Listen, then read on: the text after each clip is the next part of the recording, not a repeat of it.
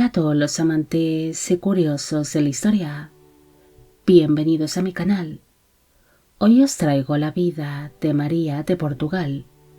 Ella fue una infanta portuguesa que llegó a ser princesa heredera consorte de Parma, pero por desgracia se enamoraría profundamente de un marido que no sentiría lo mismo hacia ella, manteniendo así un matrimonio muy infeliz, donde María tan solo encontraba consuelo en la religión y en las labores de caridad.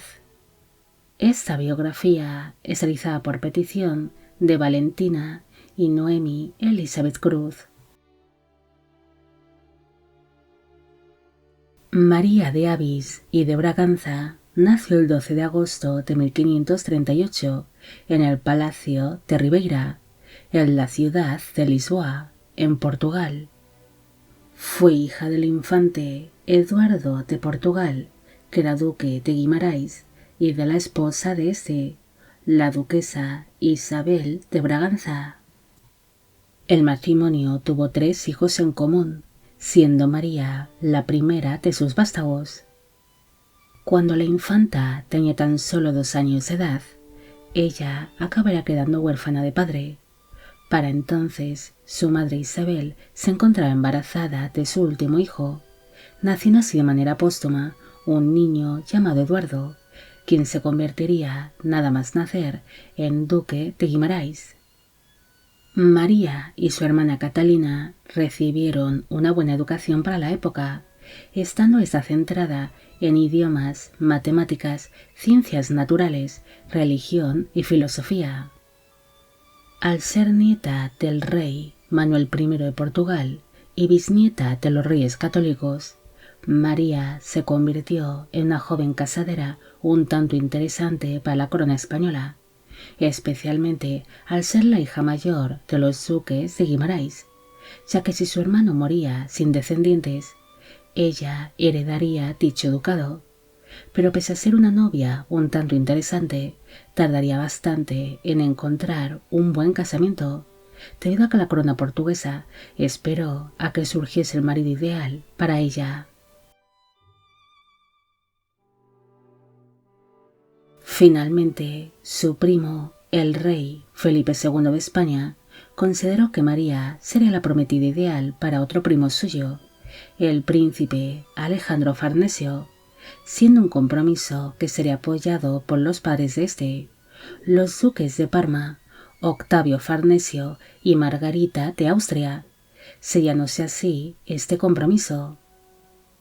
El 14 de septiembre de 1565, María se despidió de sus familiares y de la corte portuguesa, siendo así recogida junto a su séquito por la flota flamenca, la cual la llevaría hasta los Países Bajos españoles, continuando su viaje por tierra hasta llegar a la ciudad de Bruselas, lugar donde se encontraba el rey Felipe II de España junto a su corte. El 30 de noviembre de 1565 se celebró la boda entre María y el príncipe Alejandro en la capilla del castillo de Kundenberg, en la ciudad de Bruselas, en los Países Bajos españoles. Para entonces, ella tenía 27 años de edad en el momento de la unión, y él 20. Aquella boda fue celebrada por todo lo alto, asumiendo su primo, el rey Felipe II de España, los gastos de aquel magnífico enlace, unos gastos que llegaron a abrumar a su marido, el príncipe Alejandro, el cual los consideraba demasiado exagerados, celebrándose después de la boda espléndidos festejos y torneos en honor a los recién casados.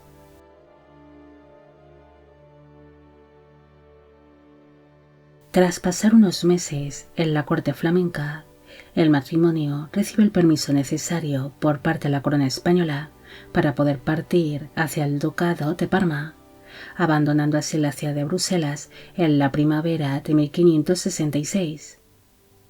María se adaptaría bien a la corte parmesana, donde sería muy bien tratada por sus suegros. En cambio, su matrimonio sería muy infeliz. Su marido Alejandro no sentiría absolutamente nada hacia ella, considerándola demasiado aburrida y poco interesante, Incluso evitaba pasar tiempo con su esposa, prefiriendo centrarse en sus grandes pasiones, que sería la equitación, la caza y la cría tanto de perros como de caballos. Además de que su marido empezó a mantener una serie de romances con distintas damas de la corte parmesana, algo que sería muy doloroso para María, la cual sí se mostraría profundamente enamorada de su esposo. Pese a su infelicidad conyugal, el matrimonio no tardó en traer a sus hijos al mundo. En el año 1567 nació Margarita, la cual se acabaría convirtiendo en monja. En el año 1569 nació Ranuccio, quien llegaría a ser duque de Parma bajo el nombre de Ranuccio I, y en el año 1573 nació Eduardo, quien llegaría a ser cardenal. El matrimonio tuvo 3 hijos en común, llegando todos ellos a edad adulta.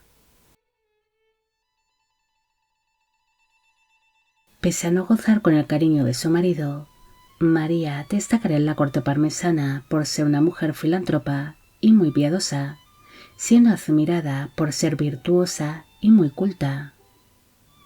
La princesa se trajo consigo desde Portugal numerosos libros de distintas temáticas, especialmente relacionados con las ciencias naturales y la religión, aunque de entre todos estos libros destacaría uno sobre cocina, que sería conocido como el recetario de la infanta Doña María, siendo este manuscrito considerado como el libro portugués de cocina más antiguo, siendo este conservado en la Biblioteca Nacional de Nápoles. María sería descrita por sus contemporáneos como una mujer de profundas convicciones religiosas, siendo conocida por tener una moral muy casta y por estar profundamente enamorada de un marido que no correspondía para nada a sus sentimientos.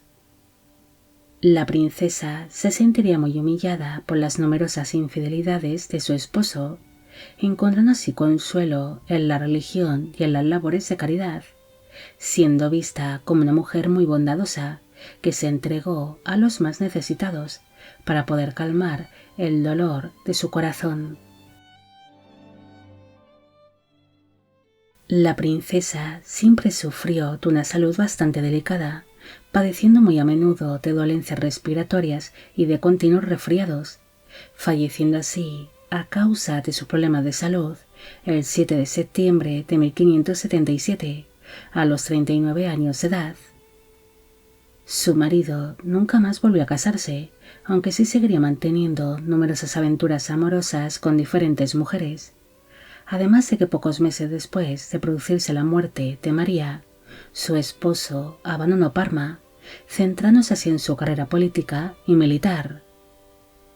Pese a que en muchas ocasiones se refieren a María como duquesa consorte de Parma, en realidad ella nunca llegó a portar tal título, debido a que su marido se convirtió en duque de Parma 9 años después de haberse producido su muerte. Al ser solo una princesa heredera consorte en el momento de su fallecimiento, María recibió un entierro sencillo en la iglesia de Santa María Magdalena, pero en el año 1823 sus restos mortales serían trasladados a la Basílica de Santa María de la Estecata, por orden de la archiduquesa María Luisa de Austria, quien ejercía para entonces como duquesa titular de Parma, ya que dicha gobernante consideraba que María era merecedora de un entierro más digno, siendo así enterrada junto a su marido Alejandro en la cripta de los duques de Parma, pese a no haber portado nunca el título de duquesa consorte. No hay mucho más que decir sobre María. Ella, desgraciadamente, contrajo un matrimonio que acabaría siendo muy infeliz, enamorándose así perdidamente de un marido que la evitaba y la ignoraba, además de que la sería infiel en numerosas ocasiones con distintas damas de la corte parmesana, algo que fue sumamente doloroso para la princesa. Ante el dolor que le causaba su infelicidad conyugal, María intentó ahogar sus penas en las labores de caridad y en la religión, siendo considerada como una mujer virtuosa, bondadosa y piadosa. pero por desgracia nunca logró obtener el cariño de su marido. Bueno amigos, llegamos al final de la vida de María de Portugal. Espero que os haya gustado esta historia y espero a que a Valentina y a Noemi Elizabeth Cruz también. Como siempre, agradeceros todo el apoyo que recibe el canal. Mil gracias por ver los vídeos que voy realizando y quisiera agradeceros de corazón el que forméis parte de Biopic Channel. Hoy me gustaría saber qué os ha parecido esta historia y si conocéis a otras princesas que tuvieron un amor que no fue correspondido por su marido. Y con esto me despido. Hasta la próxima.